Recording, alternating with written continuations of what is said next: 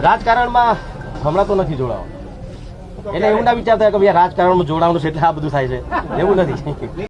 તો કેમ છો મારા ભાઈઓ અને બહેનો, વિડીયોમાં તમારું દિલથી હાર્દિક સ્વાગત છે. મારા ભાઈ અત્યારે સોશિયલ મીડિયામાં વિક્રમભાઈ ઠાકોર જે મિત્રો છવાઈ ગયા છે અને મિત્રો તેમણે રાજકારણમાં જવા બાબતે મિત્રો શું કહ્યું તે વિડીયો છેલ્લે સુધી જોજો.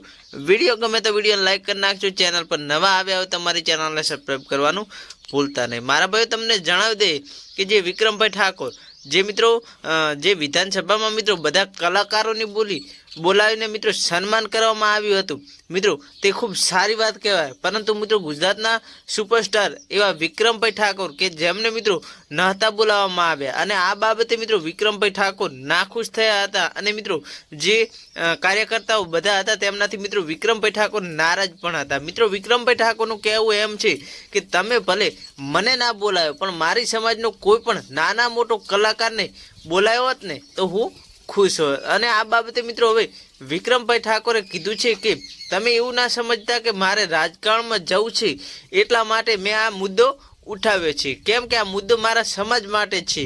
આ સમાજના એક પણ કલાકારને ના બોલાવ્યો ને એના માટે છે. તો મિત્રો આ બાબતે હવે તમારું શું કહેવું? વિક્રમભાઈ ઠાકોરે જે મુદ્દો ઉઠાવ્યો તે મિત્રો સાચો છે કે ખોટો કોમેન્ટ કરી જણાવજો. અને મિત્રો વિક્રમભાઈ ઠાકોરે કહ્યું કે હું રાજકારણમાં આજે નથી જવાનો અને કાલે પણ નહીં જવું, કેમ કે આ મુદ્દો ઉઠાવવાનું મેન કારણ કે મારા સમાજને એ લોકોએ ના બોલાયા, મારા સમાજનો એક પણ કલાકાર ન હતો. તો મારા ભાઈ હવે જોવાનું એ રહેશે કે શું વિક્રમભાઈ ઠાકોર નહીં મિત્રો એ લોકો ફરીથી બોલાઈ સન્માન કરશે કે નહીં કરે, આવનારો સમજ બતાવશે.